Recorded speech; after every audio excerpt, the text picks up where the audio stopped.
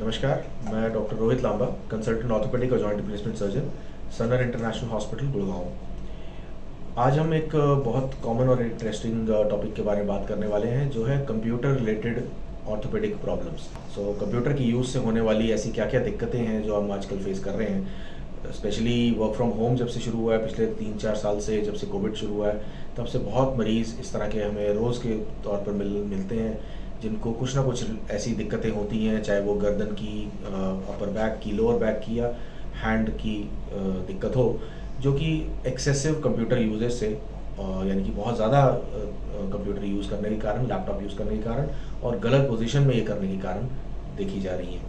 तो सबसे पहले तो हम ये समझ लें कि क्या क्या दिक्कतें ऐसी होती हैं जो हमें लगता है कि हमारे नॉर्मल कोई ऑर्थोपेडिक दिक्कत है और फाइनली होती हुई कंप्यूटर से रिलेटेड प्रॉब्लम होती है। सबसे पहले अगर हम नेक से शुरू करें तो नेक पेन एक बहुत कॉमन प्रॉब्लम है।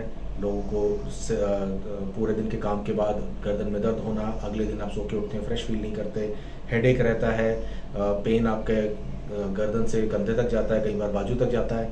तो ये सारी चीज़ें यूजुअली एक बैड पोस्चर, गलत पोस्चर के कारण होती हैं, जो कि कंप्यूटर की गलत पोजीशनिंग के कारण और कंप्यूटर की गलत इस्तेमाल के कारण होती हैं। इसी तरह से अपर बैक का पेन भी इसी कारण से हो पाता है।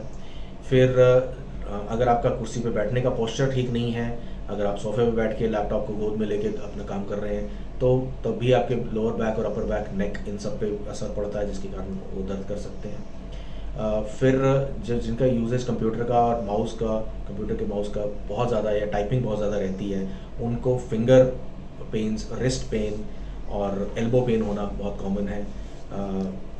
ज़्यादातर ये होते हैं एक टेंडिनाइटिस के कारण, मतलब आपकी उंगलियों को चलाने वाले जो टेंडन्स होते हैं, उनकी कवरिंग शीट उनमें सूजन आ जाना और उसके कारण उनकी मूवमेंट पर, उनकी एक्टिविटी पर दर्द होना। तो अंगूठे के और उंगलियों के टेंडन्स की टेंडिनाइटिस यानी उनकी सूजन होना, ये आपके इसका कारण बनता है।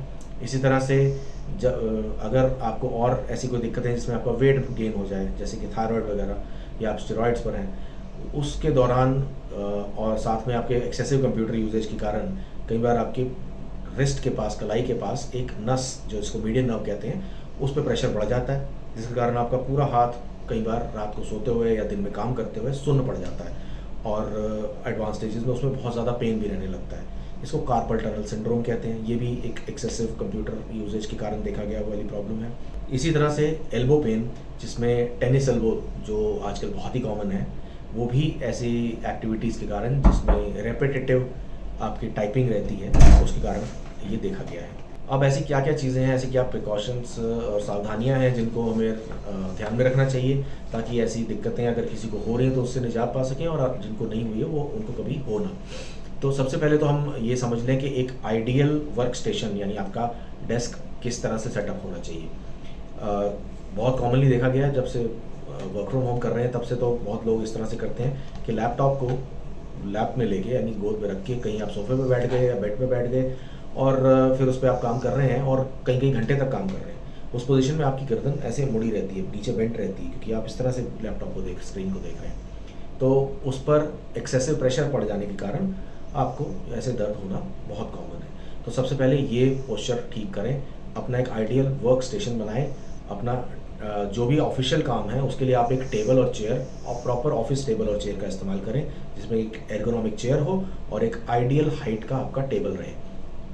तो बेड पर बैठकर या सोफे पर बैठ कर लैपटॉप पे काम करना सबसे पहले तो ये बंद करें। उसके अलावा आपका टेबल पर अगर आप लैपटॉप रख के काम कर रहे हैं, तो लैपटॉप आमतौर से बहुत नीचे लेवल पे रहता है, उसकी स्क्रीन छोटी होती है, तो इस कारण से वो नीचे लेवल पे रहता है, जिसके कारण आपको फिर उसको गर्दन झुका के देखना पड़ता है। तो इसके लिए मैं सजेस्ट करूँगा कि आप एक लैपटॉप स्टैंड पर उसकी हाइट एलिवेट करें, उसकी हाइट बढ़ाएं, ताकि उसकी स्क्रीन का जो टॉप है वो आपकी आई लेवल पर रहे। टॉप आपकी जो स्क्रीन का है वो आई लेवल पर रहने के कारण आपकी गर्दन सीधी रहती है जब आप इस पर बैठ के काम करते हैं। इसी तरह से स्क्रीन जो है आपसे एक बाजू की दूरी पर रहे। तो इतना दूर रहने पर आपको उस स्क्रीन को देखने के लिए गर्दन झुकानी है, उठानी नहीं पड़ती, एक स्ट्रेट लेवल पे आप देख सकते हैं। तो इतनी दूरी पर रहने के बाद आप उसका कीबोर्ड तो यूज़ नहीं कर सकते, तो आपको एक सेपरेट कीबोर्ड, एक अलग कीबोर्ड लेना है, चाहे वो वायर्ड हो, ब्लूटूथ हो, ताकि एक अलग कीबोर्ड जो कि स्क्रीन से दूर रहते हुए आपके पास रह सके, जिस पे आप ज़रूरत पड़ने पर टाइपिंग कर सकें। तो ये 3 चीज़ें तो आपके टेबल की सेटअप के लिए है। इस तरह से चेयर, जो आपकी चेयर है वो एक हार्ड बैक चेयर होनी चाहिए, स्ट्रेट, जिसके ऊपर आप कमर बिल्कुल पीछे की तरफ रख के, बिल्कुल पीछे की तरफ बैठ के आप कमर सीधी लगा के बैठ सकें और वो आपकी ऑलमोस्ट आपके बैक ऑफ हेड, सिर के पीछे तक को सपोर्ट दे। ऐसा होने पर आप अपनी पूरी बैक को उसके साथ में सीधा रख सकते हैं।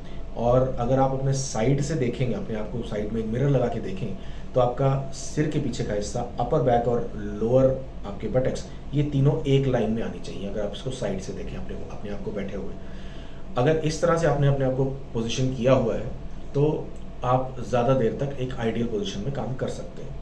फिर आपके शोल्डर्स, आपके कंधे साइड में रहें, आपकी चेयर पर आर्म रेस्ट रहे जिसके ऊपर आप आराम से अपने आर्म्स को रेस्ट करा सकें, ताकि आपके आर्म्स इस तरह से आगे ना जाएं या पीछे ना जाएं, ताकि आपकी बाकी पूरी बॉडी का बैलेंस आइडियल रहे। अब इस तरह से ये आइडियल पोस्चर रखते हुए अगर आप काम करते हैं तो आप आधे घंटे तक तो बड़े आराम से बिना किसी दिक्कत के काम कर सकते हैं। बट हर आधे घंटे के बाद एक बार ब्रेक लेना, चाहे वो छोटा 15 सेकंड 20 सेकंड का ही ब्रेक हो, बहुत ज़रूरी है। आप उठें, एक स्ट्रेचिंग रूटीन फॉलो करें जिसमें कि आप टॉप से बॉटम नीचे तक सारी मसल्स को एक बार एक जेंटल स्ट्रेच दें, ताकि आप फिर से नॉर्मल काम पे लग सकें। तो ये स्ट्रेचिंग रूटीन एक सिंपल रूटीन है जिसमें कि आप अपनी नेक की मूवमेंट्स कर सकते हैं, आगे पीछे और साइडवेज। इस तरह से कंधे को ऊपर श्रग करना, उचकाना, और कंधे की रोटेशंस पीछे की तरफ और आगे की तरफ 5-5 रोटेशंस।